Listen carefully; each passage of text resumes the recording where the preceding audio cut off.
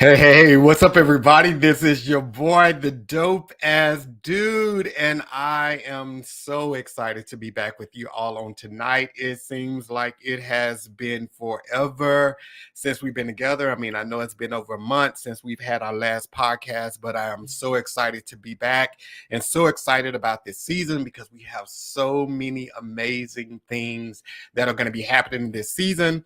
So let's go ahead and get through the preliminary things. You already know, if you are not subscribed to the YouTube channel, if you don't mind going ahead, subscribing to the YouTube channel. And while you're there, go ahead and click on notify so that you can be notified each and every time a new video is uploaded to the site, as well as click on like. Click on like right now before you get out of here, so that this podcast can be shared with others just like you. Now, if you're not following me on Instagram and TikTok, you can follow me on both platforms. I'm the Dope Ass Dude podcast. So you can go out and you can follow me there. And then just a shout out to the On The Go listeners. So as you know, that community is growing. So if you're on the go and you can't catch the podcast on Monday nights, you can always catch it on Apple Podcasts, YouTube Music, Spotify, and iHeartRadio. And then, of course, the podcast, it is every Monday, 7 p.m. Central Standard Time, and it is live on Facebook, LinkedIn, X, and YouTube. So I'm really excited about everything that's going to be happening on tonight. And we'll go ahead and get the preliminary stuff out for Coach Los as well. If you want to follow him on Instagram, YouTube, and TikTok, he can be followed on all three of those platforms at Los Acie Rewired. So it's scrolling across the bottom of the screen. Again, you can follow him on Instagram, TikTok, and on YouTube on all three of those. And then he has a book that I'm really excited about to talk about on tonight. I finished it up. It is called Joker Proof Dating. And ladies, this book is directly to you. So he's breaking it down and equipping you with the knowledge to become the best dater and to avoid some unnecessary hurt and pain. So you can get that book on Amazon.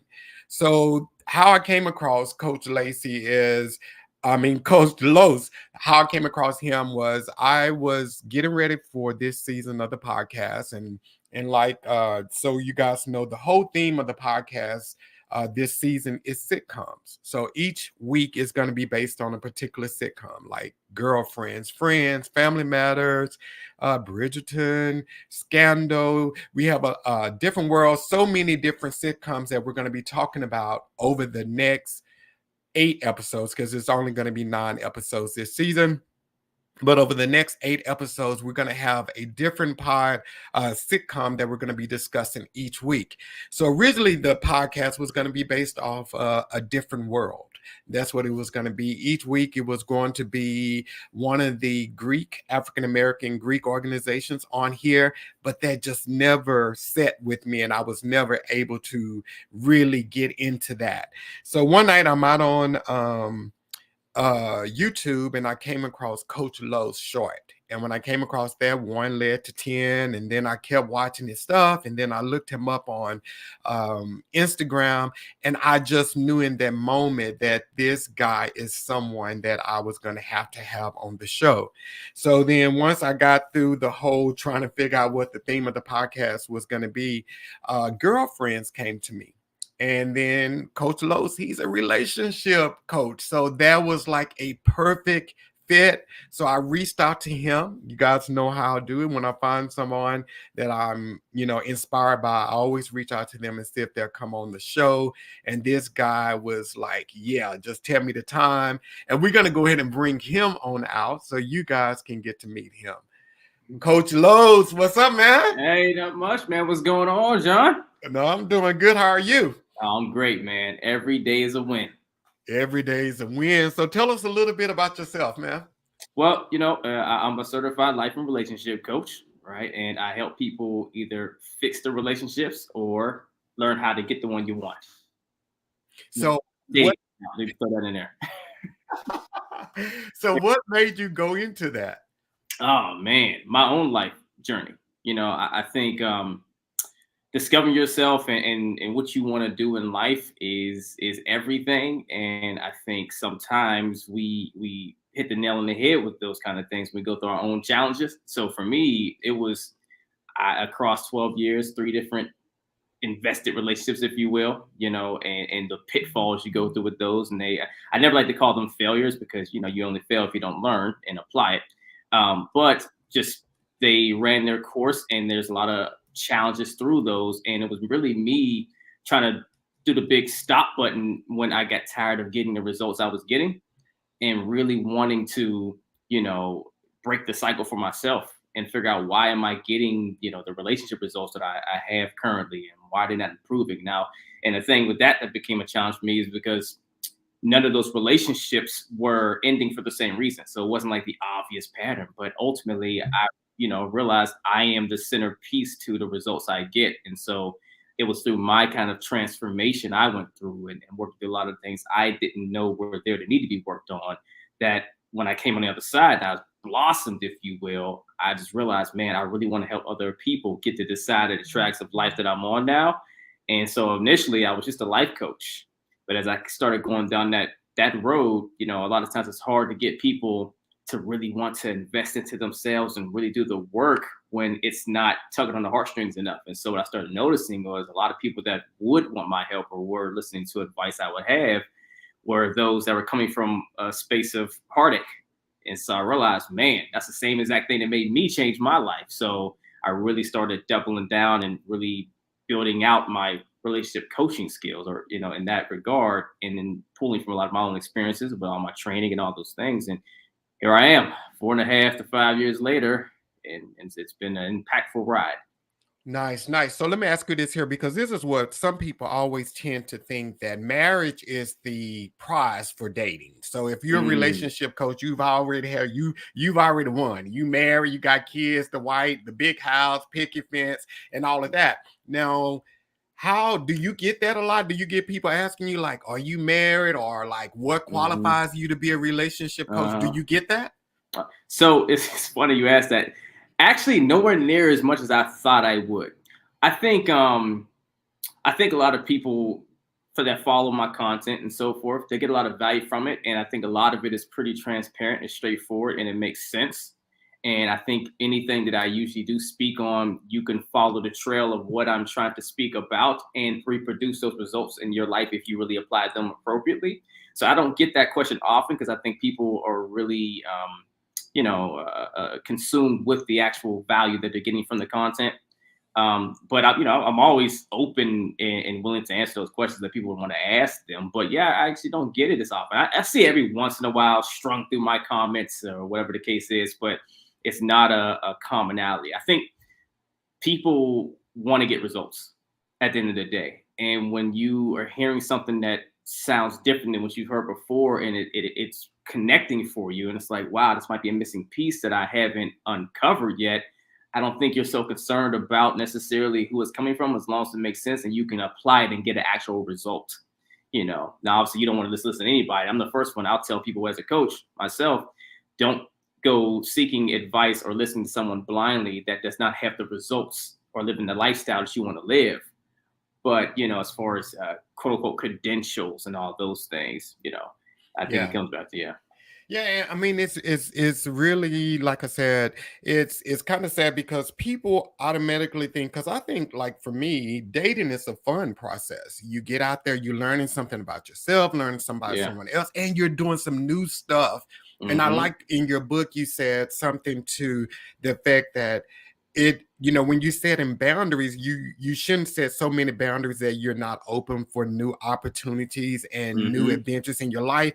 And that's Yeah. what dating does. But so many people are in it to win it. Like in Hmm. marriage, it's the prize. If they not married Yeah. and you're not headed down that path, Yeah. then I'm not winning here. So Right. And you make a good point there, right? And here's my thing with that. And look, I'll be the first to say, even here, I'm not married yet, right? So, for people that feel that has to be the end goal. Now, Grant, don't get me wrong. Me and my lady, we're absolutely on that road, right? That's where things are going, and it's going to be there. It's just a matter of time, not too long from now, probably. But at the end of the day, if you're harping on the marriage piece, fine. If that's a requirement for you, okay.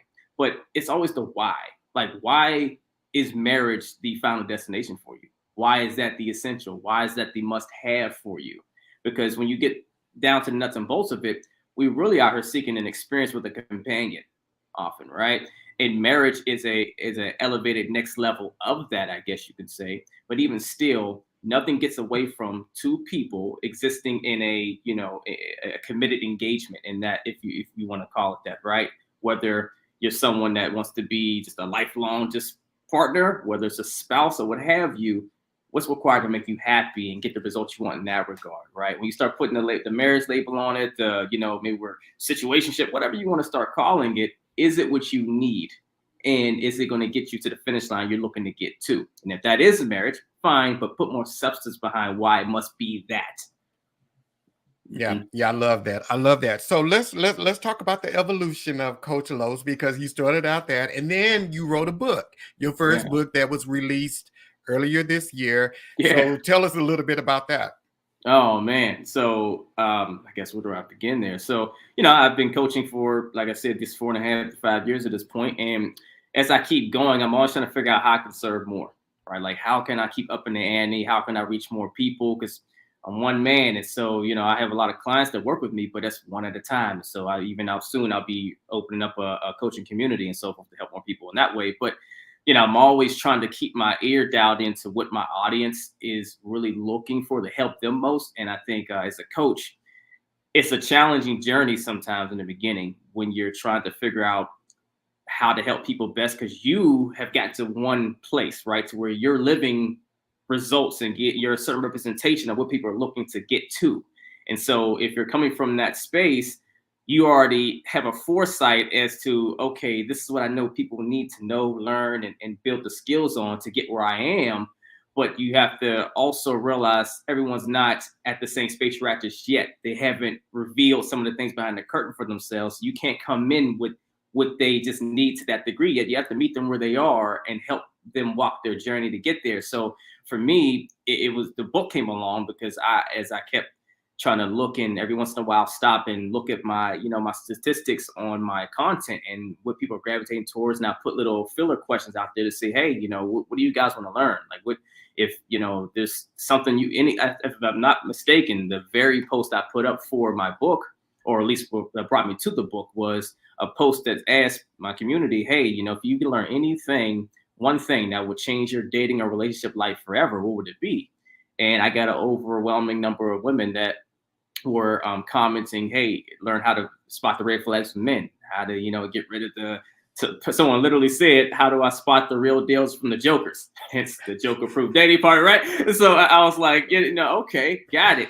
And because for me, first thing I'm going to do as a coach, say, all right, hey, you have to teach you relationship fundamentals and all those other things. You need to learn that. And that's what most people come to me for. But lo and behold, my audience was looking for that at the time. So I said, okay, if this is what they want, then I'm going to go and use the best tools and skills I have and experience and put that into a dating format for women, at least, right? By the way, I'm not opposed to making a book for guys out there, just in case anyone wants to know. But most of my followers are women. I think 95% of them are women, versus 5% that are men. So I try to make sure I'm feeding what serves my audience best, and so that's how the book came about. And I went ahead and dove in.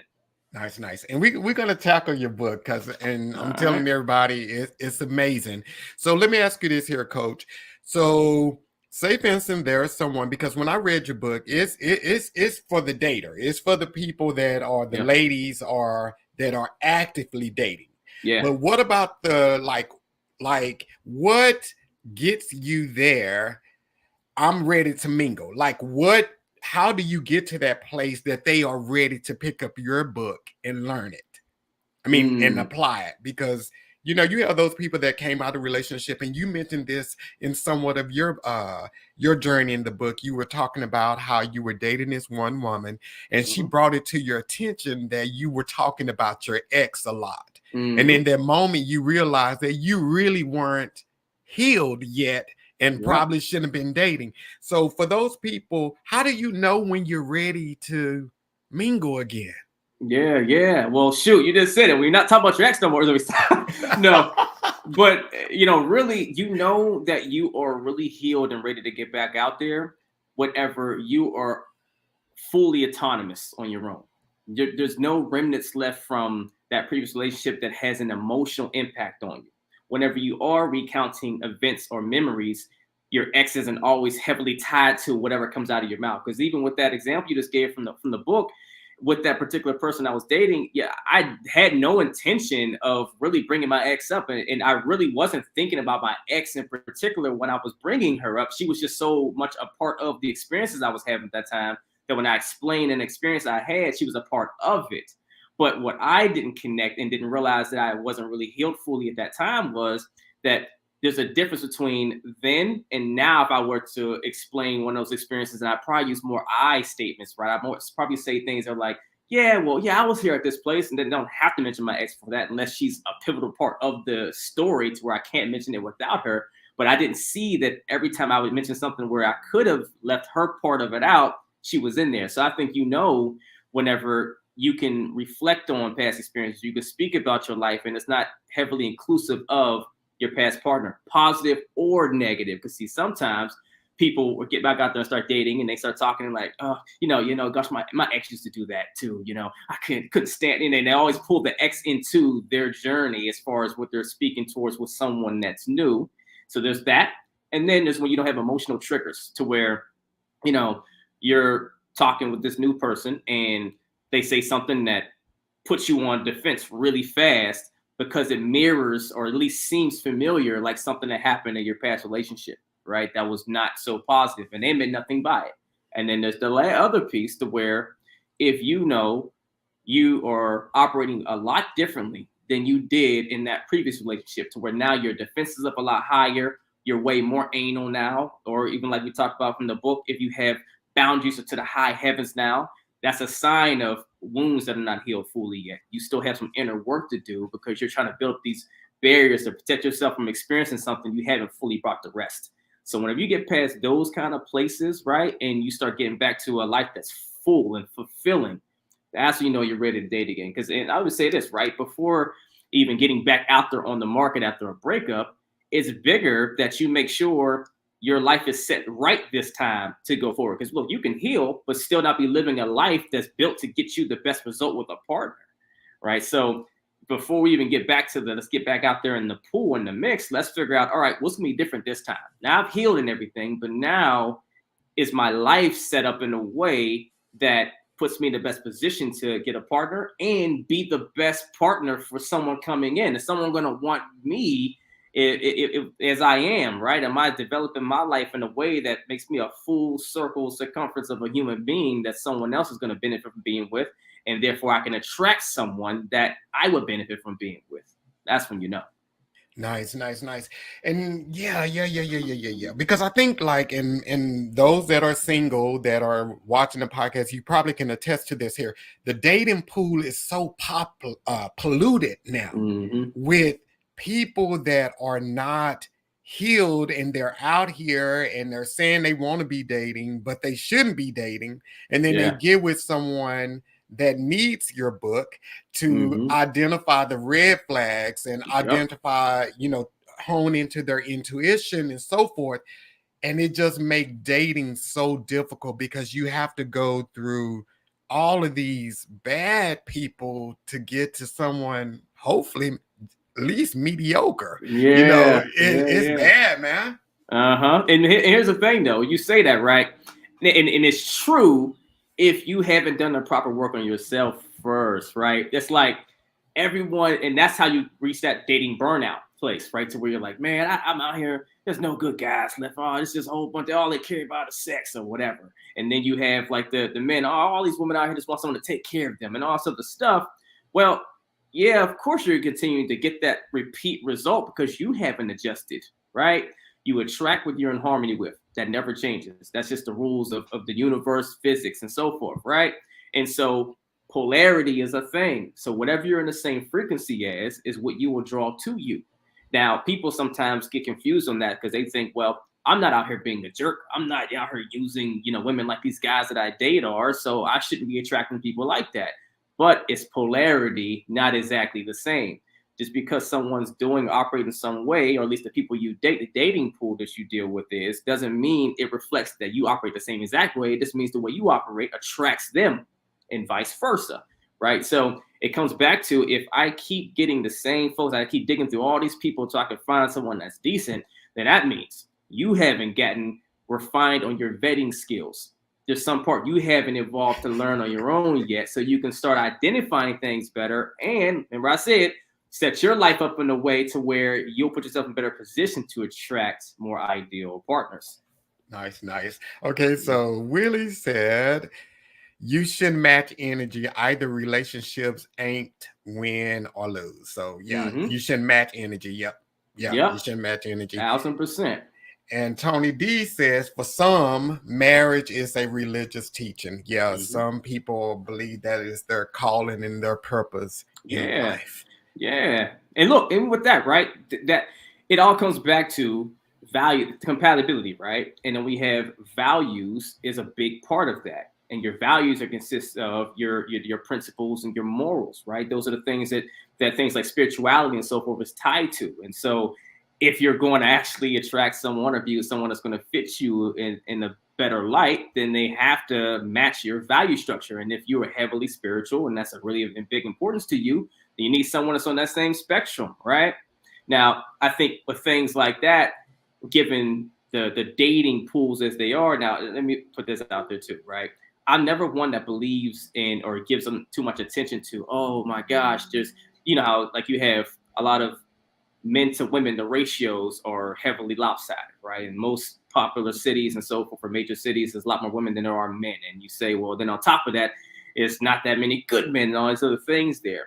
Well, I'm never going to be concerned about the masses of numbers whenever I'm looking for the one, right? I'm concerned about how do I become the best version of me to be the one for someone else so that I can attract the one to me. You cut all the numbers out when you do that. People are spending more time trying to follow formulas, if you will, and trying to do the right thing when you're dating. And they take this like kind of base frame and try to use the same repeat formula against different folks. Can't do that, right?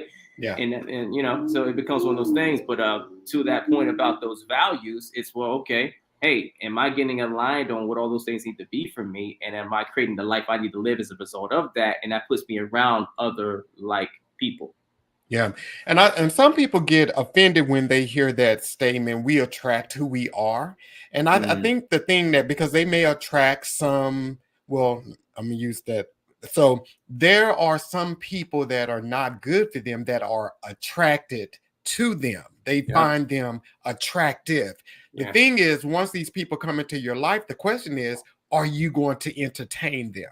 Yep. That's when that whole, yeah, yeah, yeah, yeah. But we're gonna get to Yeah. that too. I'm getting a little bit ahead, but yeah, we're gonna Hmm. get to that too. Yeah. So in your book, man Hmm. vetting, you said Yes. you can vet them in 10 to 15 minutes. You give me to it. Absolutely. How is this? Is this on your first date or like your third or fourth? Like, how do you vet in 10 to 15 minutes? You can absolutely do it in your first date. It absolutely can. See, here's the piece. It's not so much about if a woman can vet a man on the first date, even a man vetting a woman, right? But it's not that a woman can't vet a man in or out of her life in the first date. It's a matter of, do you want to actually listen to the signs and the things you're seeing that tells you this is a no-go? Or do you want to lean on your desire and what you want and wanting to take that square peg and fit it in that round hole? Or are you willing to actually listen to the signals you're getting and act accordingly? That's the question. But as far as the how, it's simple. Intuition, right? And see, a lot of times women think that, oh, what? Of course I had intuition, but that's not the answer. But see, what people don't understand about intuition is it's not just this, mystical, what sixth sense or seventh sense, whatever sense it is, right? That you just tap into and you do all these amazing things with it.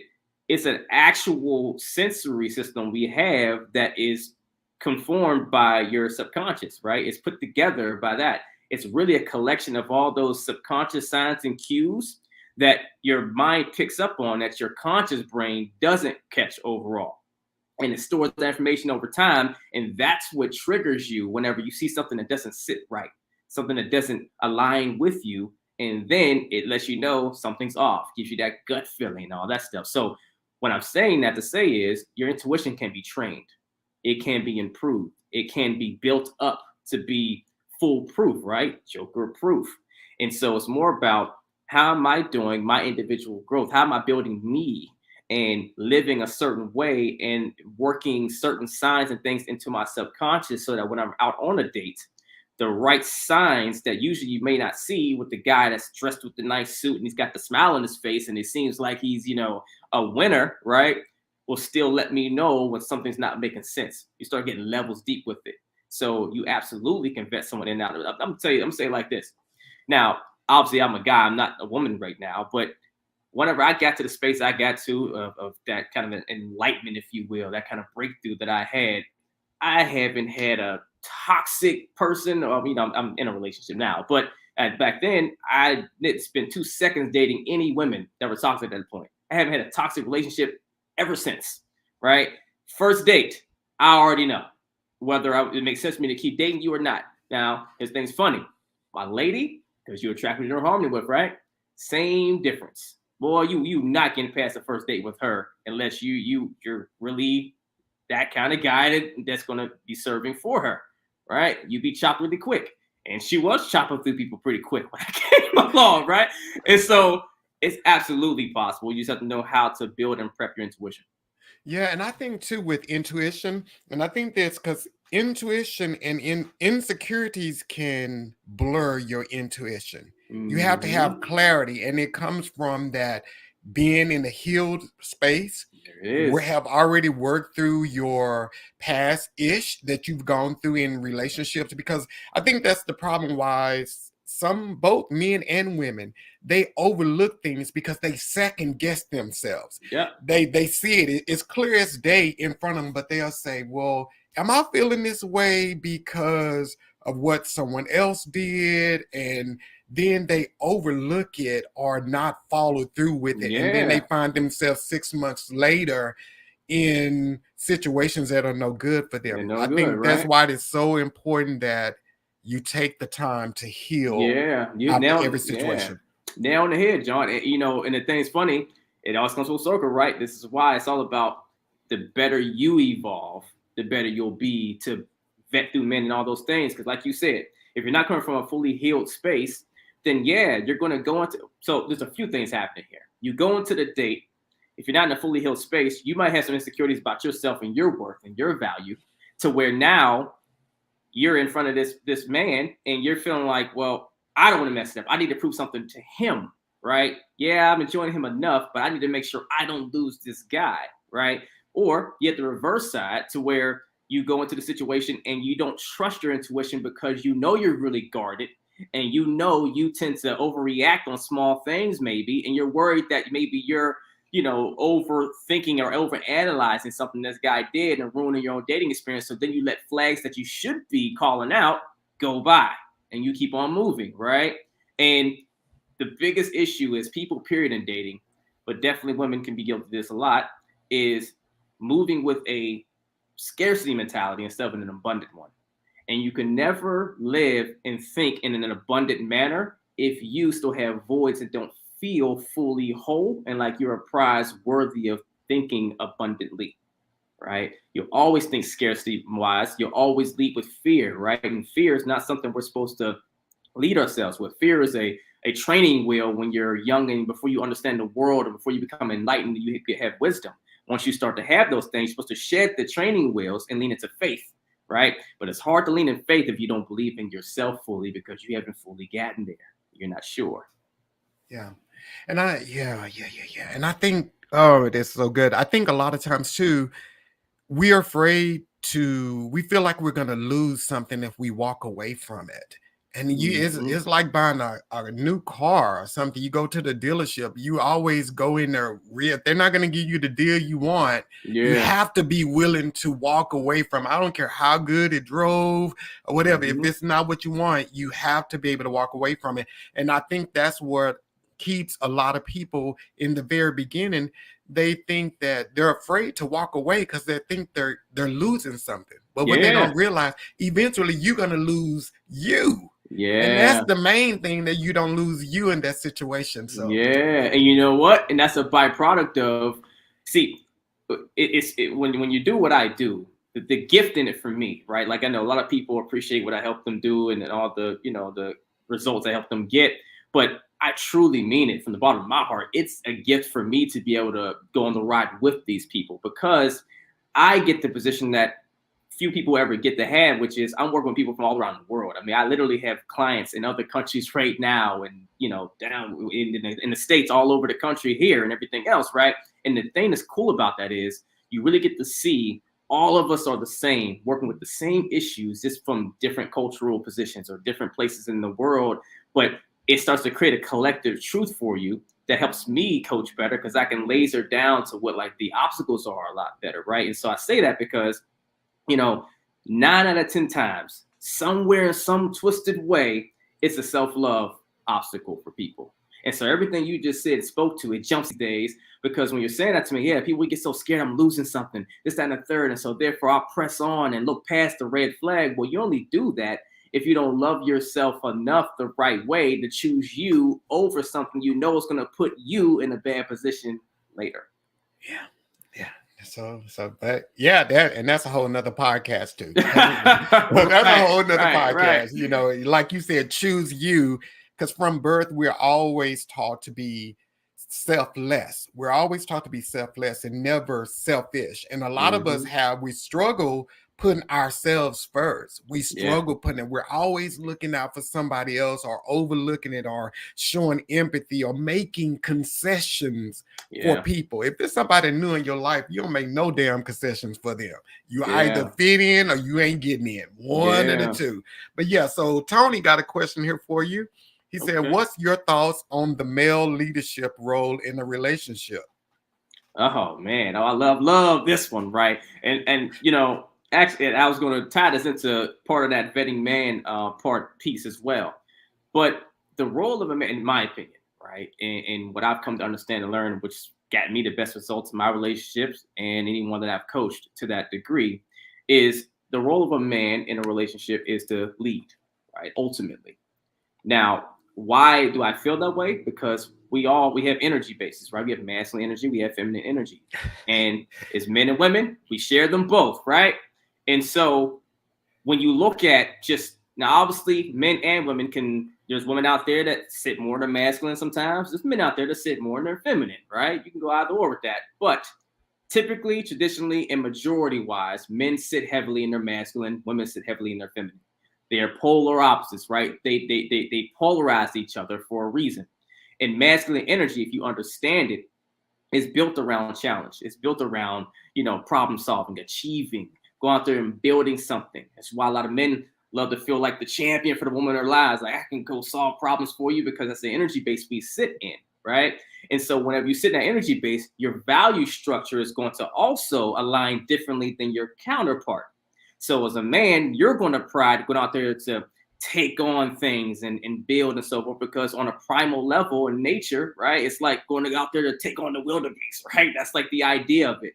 And then on the other side, you have a woman, which is in her feminine energy, which feminine energy is about nurture, connection, bonding, right? It's why women are such the glue for the family and they're great at, you know, taking care of the home and women and the kids and so forth in there, right? And really building community. I mean, just look at all of the women empowerment communities and conventions you see. They collaborate often because that's the energy base. They're about building community. So when that's the case, if you're going to have a dynamic where a man and woman are going to be successful in this partnership, in this kind of arrangement, if you will, somebody has to take care of one side of the tracks while the other person takes care of the other side of the tracks and it blends together. So when you talk about a man, he feels best. I mean, any guy can, correct me if I'm wrong, but we feel great as men when we feel like we are the king of our castle and we're holding it down. Our woman's taken care of. We feel like I'm that guy, right? We're not, like I'm on top of the world. And so when that's the case, that comes along with leadership qualities, right? Leaders sit in positions like that. And whenever you're in that position, your woman, she wants to follow. That feminine energy naturally tends to want to follow masculine energy, not because they can't lead, not because they're incapable of doing certain things. Obviously, we have just tons of even homes out here. You have single mothers that are out here doing the job of both, right? And they can lead very, very effectively, right? But it's all about, what do you want to do? Does your feminine energy want to have to, you know, lead the home and make sure everything's good and make sure everybody's protected in that way? Is that what you want, or is that what you have to do, so you do it, right? Men, we take to that. We're like, yeah, give me the challenge. Let me go wrestle something. Let me go take it on. Women tend to like to be soft and more in the nurturing space. They love to be caretakers a lot. Not saying that's all they want to do, but they take to that really well, right? They're really good at it because they're energy based. So a man is to go out and provide, is to go out, set direction for the home, not dictate, but set direction, bring a sense of calm, peace, and order to the home, right? Structure. That's what a man's role is in the home. Nice. And guys, just so y'all know, so I mean, Coach Los is leading me into places we haven't talked about what we're talking about tonight. He can attest to this. Yes, we that's very didn't true. talk about anything. This is all organic. But before we go to this next thing, so Marquita said, I love that shirt. So Coach Los, she loves your shirt. She's a fashion Thank you, guru. Marquita. This is my little outfit I used to wear when I'm off on like a vacation somewhere, and it's, you know, it's in the evening, so I figured I'd get comfortable, you know. But thank you, I appreciate it. Nice. And then Coach Dance with Julie. She's been on the podcast before. What's up, Julie? She said, then why are there so many selfish people out here? Oh, I love that question. So yeah. that's because so many people don't know who they truly are. In the simplest way to say it, we, you know, for those of us that believe in a higher power, a God, or so forth, right? Universe, if you want to call it that, right? We are all made to be on a love frequency. That's why, it's the very single reason why we all love to give love and receive it. You ever think about that, right? Humans out here, everything we do is to meet our needs. And every day that we operate out here, we're out here trying to do something to meet a need towards pouring love into people or feeling love back in return. We're tribal by nature. We want to have close friends and family, significant other. Love, love, love. Give it, receive it, right? And that's because that's what we're built to be, right? And people talk about, like, you know, universe or God and things like that. And they say, well, first thing you ask, hey, you know, what is God? Who is God to you? What is he symbolic? What is he the ideal of? And what would you say, John? If I say, what's the ideal of God? What does he symbolize ultimately? We do the love. We gravitate to love. Yeah. Right. So you say God is love, right? At the end of the day, and so therefore people say we're made in his image and all these things, right? So you come full circle. You say, well, we love it so much because we are it. And I love this question I ask people when I work with clients and that's maybe struggle with self-love. And I say, well, you know, tell me, when did you first become love worthy? And they're like, I don't know. What makes you love worthy? Well, because I do these things, or whatever the case is. And I say, well, you have your daughter. When was she love worthy? Oh, soon as she was born, right? So it's like, how do we all know that someone's love worthy as soon as they hit the planet, unless that's what they are? So the only way you have people out here that's so selfish is if they have not grown to know who they really are and live in that. And a lot of times people are selfish out of their own voice they're trying to feel, and they're trying to take care of themselves, trying to meet needs in unhealthy ways. Well, I could go on for days about that stuff. Yeah. So, okay, so let's just hop right on back to this. So this is what I'm talking about when I say we are not, this is completely organic, because this was the point I read in this book. Book. Yeah, because when I read in your book, it's a couple of spots where you mention feminine energy. So there's been guests on the podcast before that have made mention of feminine energy, and they were crucified for that. They were crucified for it, because when people look at feminine, when women, these were the ones who crucified him, when they look at the word or the phrase feminine energy, they look at it as being submissive. And submissive is, for women, some women, they feel that it is viewed in a negative way.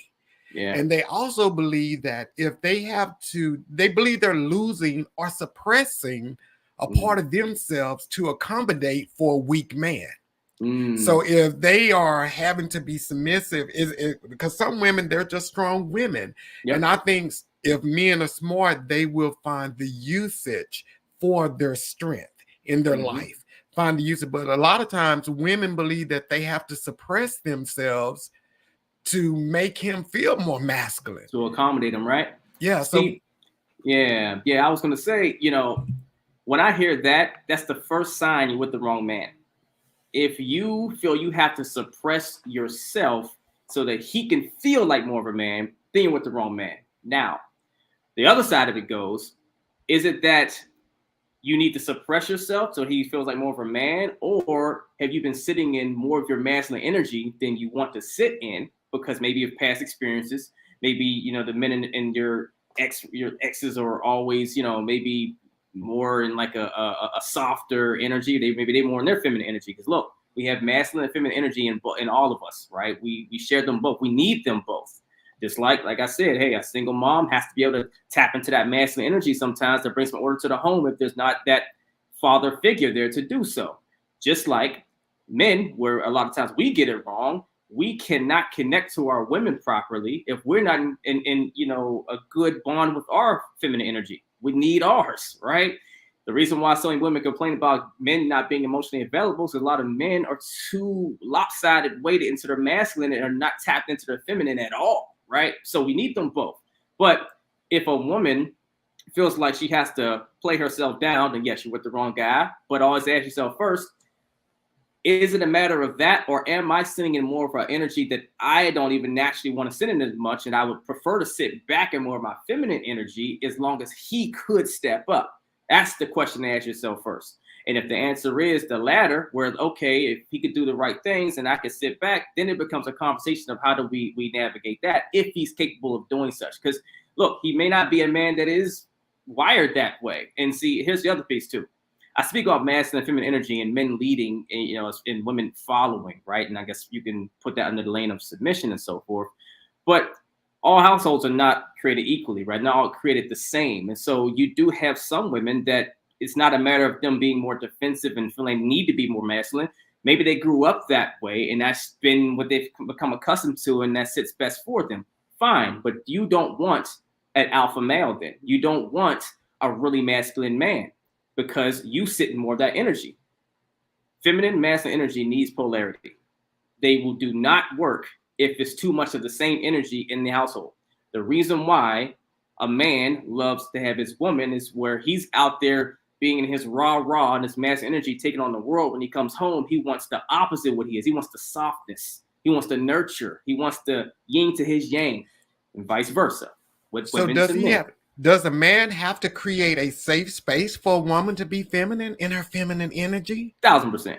Of course. Of And course. I think that's from a lot of women, they struggle. They don't feel safe. They feel like if I step back and be in my feminine energy, he's Right. going to drop the ball.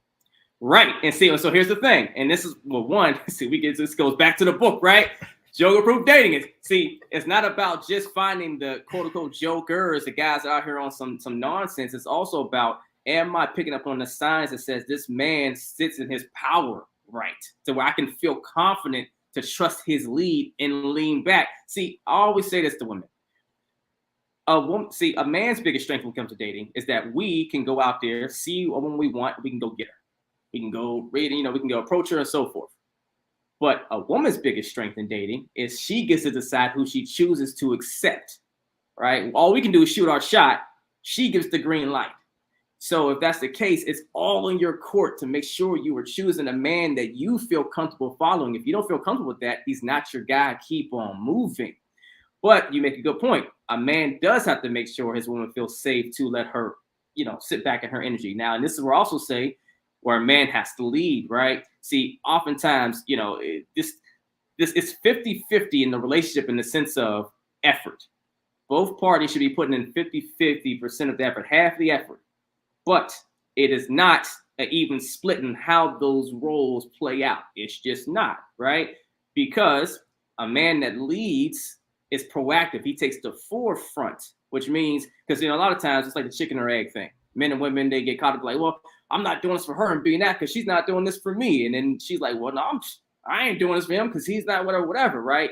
But I always lean to the men first. I say, hey, you're here to lead. Your energy's built to do that, right? It's natural for you to sit in that more. So you should be championing for the conversations to make her feel, comfortable. If she's giving you too much masculine energy back, then all right, have a conversation as to why. understand where she's having a concern to trust you to sit back in her feminine and let you go ahead and take the reins. Because see, leading is a privilege, not a right, right? And a lot of times men don't understand that because they feel empowered by the idea of a woman that's softer and in her feminine energy following him. But really, she's giving you a privilege to do so because she doesn't have to choose to follow you, right? So it comes to one of those things where yes, a man has to provide a safe space for her to be able to sit back and do that. But a woman that's with a man that she loves and feels she wants to make it work with and doesn't feel he's stepping up to do that, then now we need to have conversations to put your concerns on the table, have some examples of the kind of solutions you would like to see that would help you feel more comfortable sitting your feminine and present that to him. And then if he's able to embrace that, then you go from there. And if he can't, right, if he's unwilling or he can't, then maybe we need to start discussing if you're with the right guy. I like that. I like that. I like that. So Tony came back. He said, lately, the women I have dated wants to play the male role. Tony, maybe you might need to create a safe space for them, man. Maybe create a space so they can feel comfortable with letting you lead, brother. Well, look, let me say this. So it's two things though with that, right? So one could be a matter of, hey, create a safe space. But are you giving off the right masculine presence to where they come in feeling safe up front or feel like they see, look, masculine energy is very in your face, right? Feminine energy is more covert, if you will. So masculine energy is more inclined to a woman that's around a man that's truly sitting this masculine in a certain way. She's going to naturally sit to her feminine because she's feeling safe just by the presence and the way you're moving and operating. So ask yourself, am I showing up is in my power, my strength as a masculine man? But then you got to ask yourself this: have I evolved and gotten to a space for myself to where I can actually attract more feminine women if I keep getting women that are all masculine or sitting more in the masculine energy, I'll say. Okay. So yeah, we're gonna have to get you back on here, brother, because we got a lot going to talk about. So red flags. What are some red flags that women tend to overlook? Like, what are some? I mean, I know I read your book, so share with everyone else. What are some red flags? Oh man, we could do this for days, but so I'm gonna go to the ones that aren't as obvious. I mean, there are some really obvious ones, but I think one of the bigger flags a lot of women miss, because the dating market can be challenging, it can be difficult, it can be oversaturated and all that, is a man that actually is walking in his purpose. He's actually building something towards his purpose, right? And so the red flag would be whenever you're out there on the date with a man, and yes, he has a career, maybe he's doing some things, he may be making some money and all that stuff, which is all fine and good, but it's not towards something bigger than himself. That's a huge flag that a lot of women miss, because the dating pool can be rough for guys. They're like, man, I keep meeting guys that don't have jobs and they're just that and the third, and I'm just glad if he is put together decently and has some decent money. That's a win. I can work with that, right? It's still going to land you in a position to not be happy. Maybe you won't be happy with resources, but you still won't be happy, because a man living and operating through his purpose, through his calling, if you will, is a man that is guided by more significant principles and morality than a man that's out here chasing goals. See, the very reason why a lot of women wind up with men that maybe they're highly successful, making a lot of money, but they're always the first ones talking about he's cheating on her all the time, is because he's mostly guided by success and the accolades versus something that has a bigger meaning. When you work for something that's a bigger meaning, you're more particular about not letting side things pull you off your path, because it means a lot to you. So that would be one big red flag. I think a man that shows up and says he has a vision for something, but doesn't have any groundwork laid for that yet. We do not date potential, date someone that's actually on their road. They don't have to already be there with all the accolades and gotten to the achievements already, but are they in progress? Do you see the building blocks laid, and are they actually living it? I think another red flag is when you see a man show up in how he, at least we're talking about the first date, right? Since the book is usually mostly written around that first date.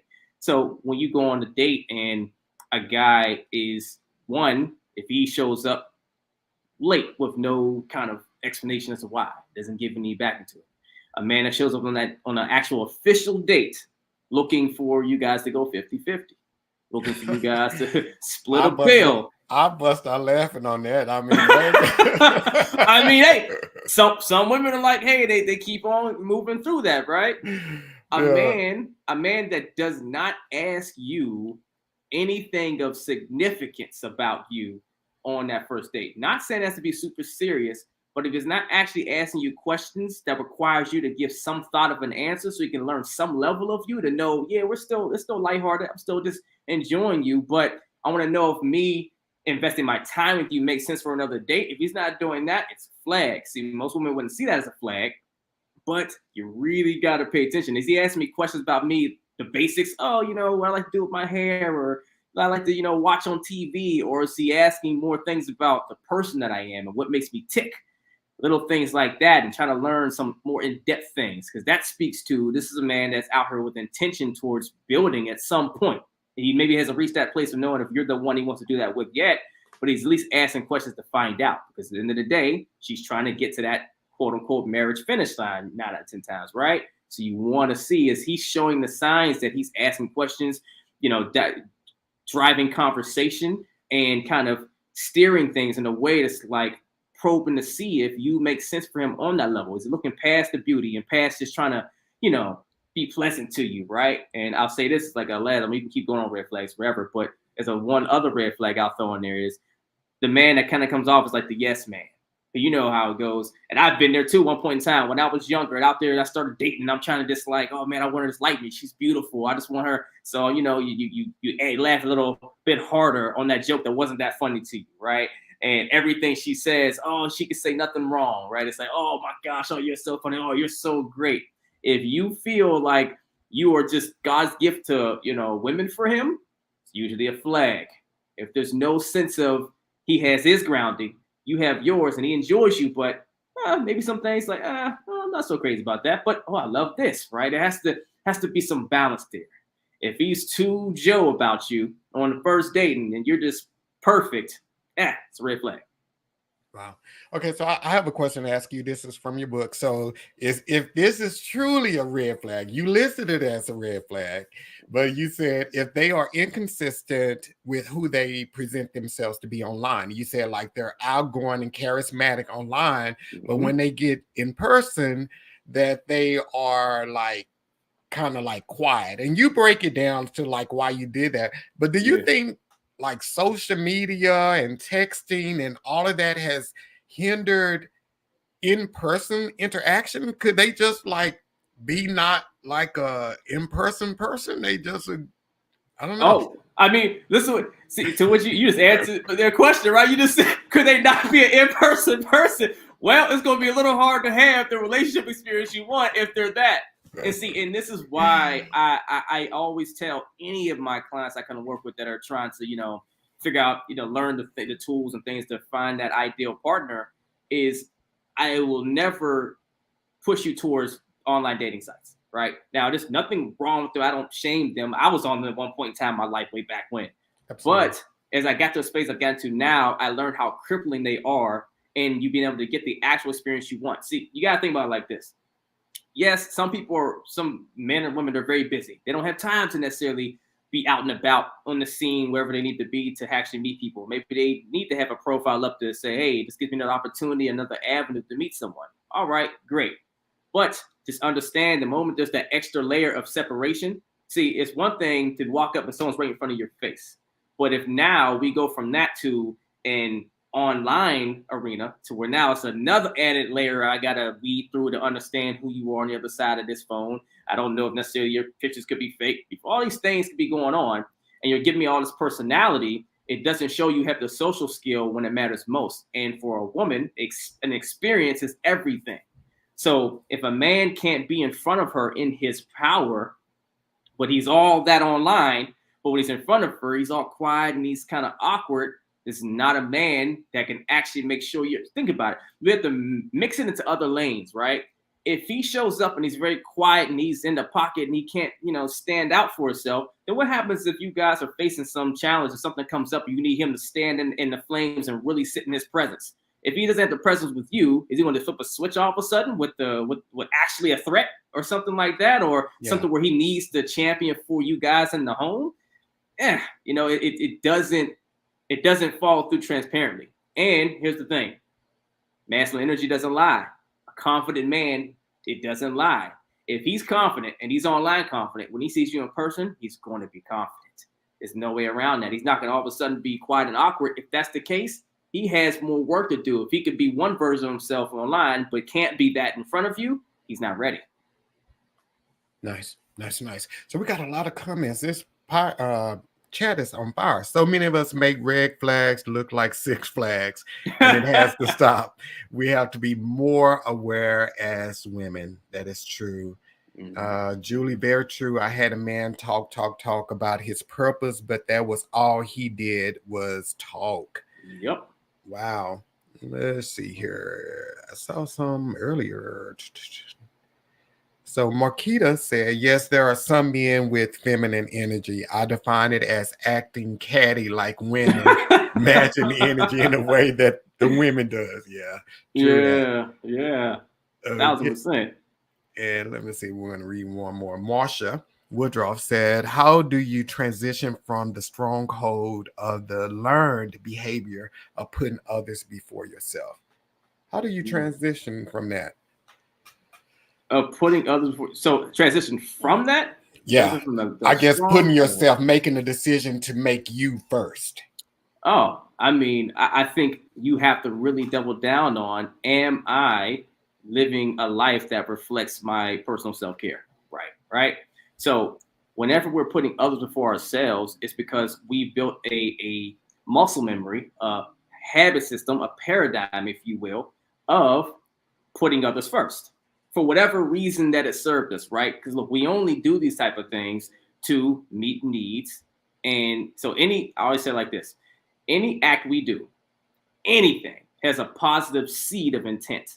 Doesn't mean the act itself is a positive thing. It could be very unhealthy or whatever, but the seed of why we're doing it has a positive seed of intent because it's there to help us meet a need for ourselves. So at whatever point in time, however long ago, we have things that happen that we learn, okay, I need to do this, or maybe someone told you, hey, put others before yourself, and they set a tone as it's a negative thing to put yourself first way back when, and you adopted that, and maybe you get positive results because you see how it makes you feel when you're doing for other people, and they're getting good results from it. It makes you feel good, and like, oh yes, I'm being, I'm being a good person, or I'm being a love worthy person, and all these things, and so then you start to make that kind of like your superpower, right? The person that can come in and swoop in and save and help others. But everything requires balance.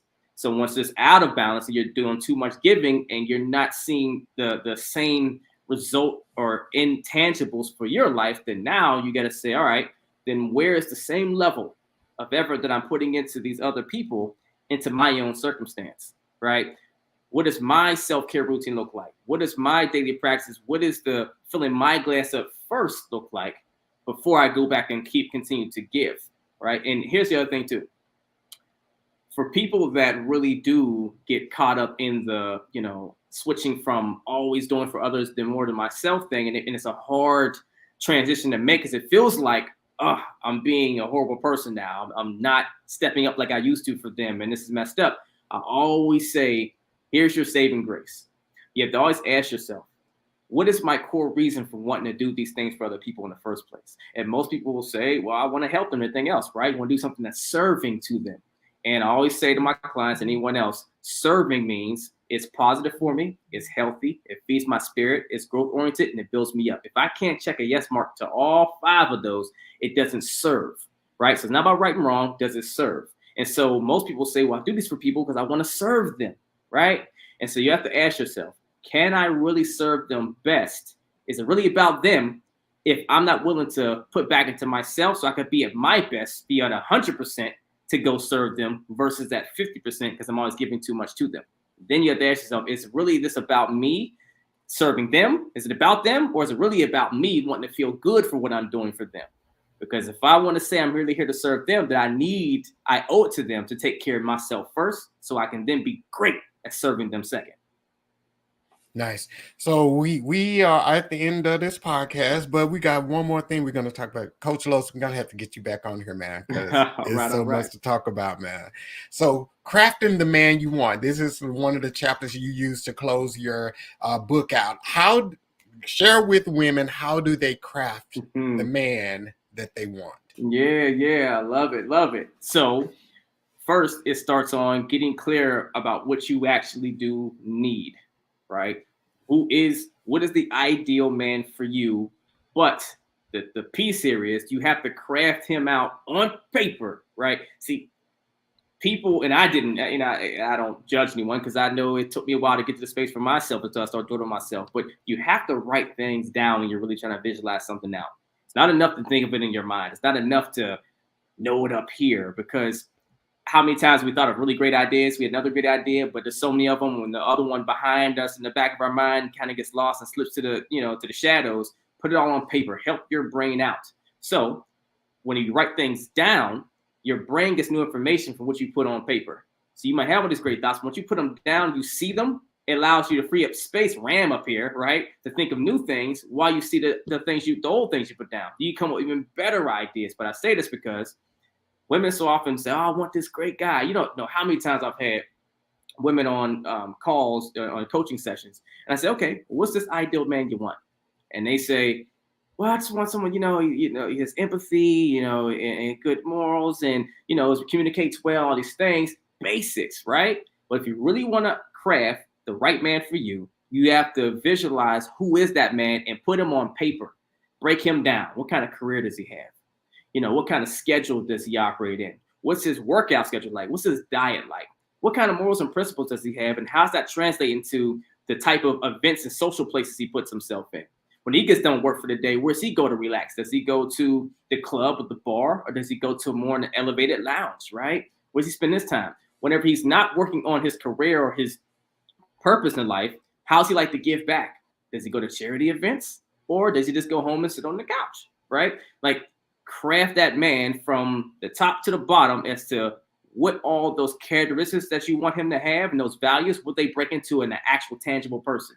And one of the best ways to help you with that is you turn and look at who out there is already a representation of that ideal man you want, because that gives you a great starting point to see how someone that you want looks in real time, real flesh, real tangible possibilities. And then that allows you to say, okay, here's how my man needs to look for me off of that model. And now I get to start asking myself the best question: how do I make myself the best version of me to attract that man? Nice. I love it. I love it. I love it. And for those that are out there, tonight I'm giving away one of Coach Los's books. So we're going to have him to come up with a question that you guys answer. Los, you can think of that real quick, something that they can answer. And whoever gets it right, you'll get one of his books. It'll be delivered to you tomorrow from Amazon. Well, Oh man. wherever from Amazon, however you live from Amazon. I can't control that thing. And then also what we're doing this season, so I want to definitely give a shout out to Yolanda Hargrove. She designs my shirts and she designed this. So each episode this season, I will be giving away the shirt, not this shirt that I'm wearing, but a copy of this shirt to someone out there. So once Coach Los does his question, I'm going to come with a question, and whoever wins this shirt will be mailed out to you this week as well. Not this one, but one. Well, Okay. not this week, but one similar to it. Love Okay, it. Coach Los, what you got for them so they can answer this question and win this book? Yeah, yeah. All right. I'm gonna ask this one question that I always like to ask because people's answers are always interesting. But what is the single most important job you have in a relationship? Okay. Y'all put your answers down there in the comment. That's the copy of the book on the screen, Joker Proof Dating. Yeah, yeah. And I tell you guys, it's amazing. It's a quick read. Let's see here. We got some answers coming here. To be a helpmate. Okay. Let's see what we got. Be present. Let's see. Communication. To be a supportive partner. Any Okay. one of those ring a bell yet, Coach Yeah, Los? actually, that one and the first one are pretty on par. I mean, And I sum it up into one phrase because it encompasses everything that comes in it. Your number one job in a relationship is to serve. You both come not to get, but to give. If you both are giving, you both receive. And so, yes, obviously, if you're going to come in to serve, you're being a helpmate. You're being a supportive partner. You're learning everything about them as much as you can. You learn where their flaws are, where their strengths are, how you can support that. You learn how to communicate to them in their communication style and vice versa, right? You learn what you need to do to help them feel reassured. You learn what you need to do to help them feel excited and vibrant in life, what they need to feel loved. You learn what they need to feel significant and like they matter. You learn how to help them grow, and you learn how to contribute to whatever fulfills them in life. Serve. Nice, nice, nice. And I my screen is locked up over here. Let's see here. But okay, so Marquita, I do know Marquita answered it first. And what we'll do, Coach Julie, we'll get you a book as well. So Marquita and Julie, since you guys gave the same answer, we will get you a book out. And I'll just post a question on my Instagram for Uh-oh. John froze.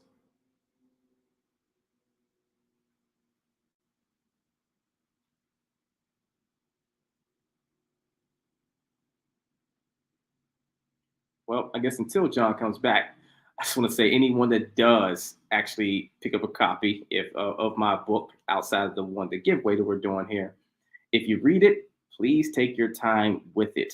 No need to rush through it. It is a short read. I did that intentionally, but take your time with it, and you will get way better results from it, way better takeaway from it that will help you tremendously in your dating lives, if you will.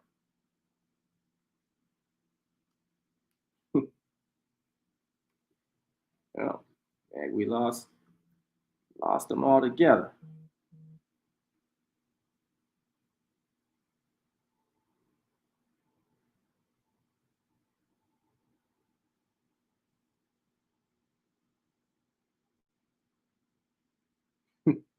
I just got my book in front of my face.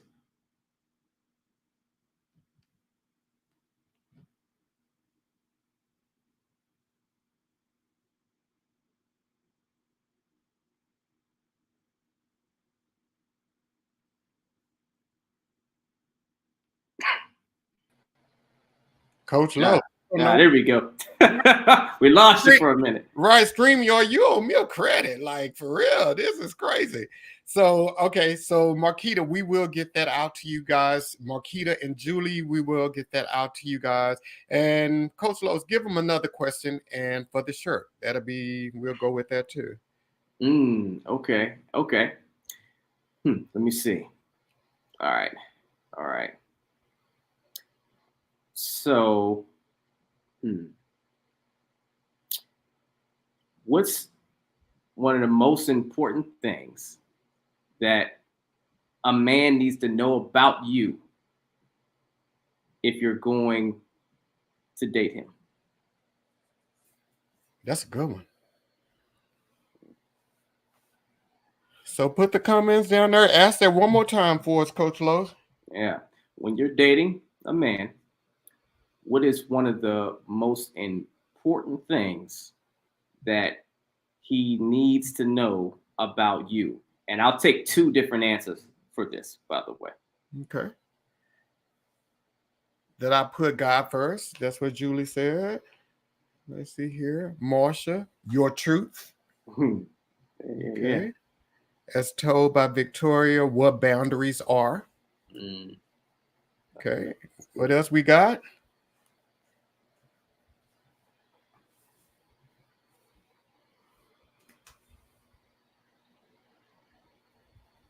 Let's see, Shonda. Let's see here what we got. That I am big on communication. Okay. Okay. I'm going to take like two more.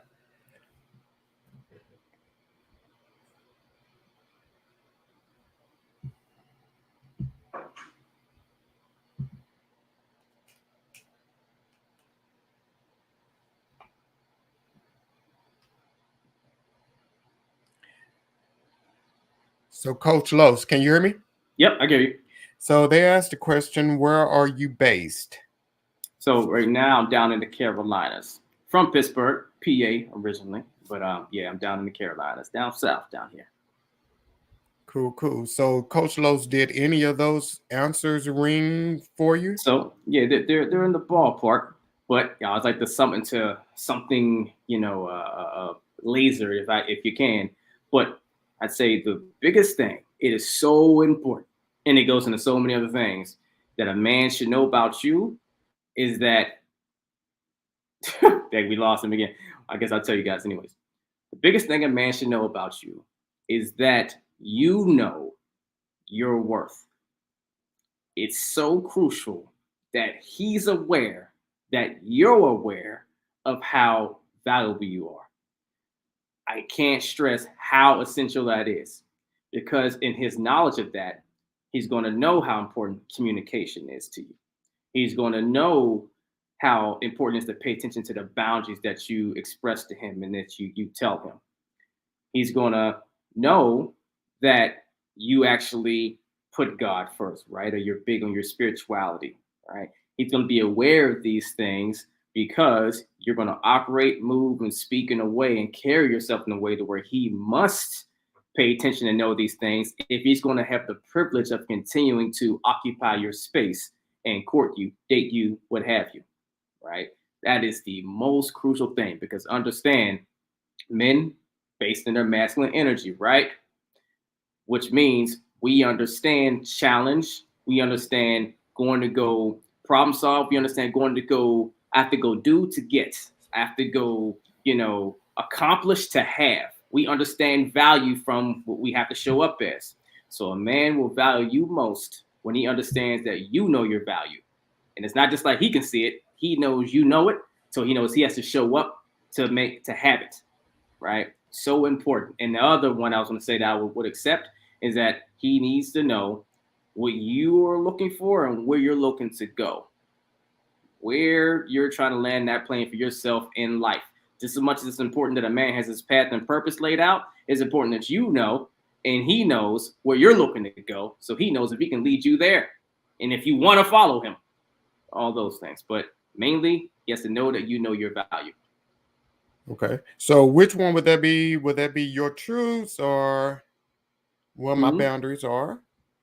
And that I am a communicator. And then, okay, and then Julie said that I put God first. So Mm-hmm. those, which one would you go with? Run through them real fast up to them because. Okay. So that I put God first, your Mm-hmm. truths, what Mm-hmm. my boundaries are, that I am big on communication. Mm-hmm. I'd say the closest may be the boundaries. Yeah, that's the closest one because it's the closest to your value, right? Because your boundaries are there to protect and preserve your value. Now, granted, a lot of us have boundaries that we don't honor for ourselves. So, you got to make sure you stay on those boundaries, but that's probably the closest to it when it comes to a man knowing that you know your worth. Boundaries are a good start for that. Nice. So Marquita and Julie and Victoria, DM me on Instagram your address and I'll get this shirt and those books ordered for you and sent out to you guys. And Coach Los, I am so appreciative of you coming on the podcast, man. This has Absolutely, been man. simply amazing, man. Yeah, thanks for having me, man. It's been great. I love good discussions, and when people chime in any way I can serve, I'm here to do that. Absolutely. We're going to definitely get you back on. And everybody, we will see you next Monday, 7 p.m. Central Standard Time. We're going to have a different show, different guests, and so forth. But we will see you next Monday, hopefully with no glitches in the system. But we'll see you next week. Until then, peace. Absolutely.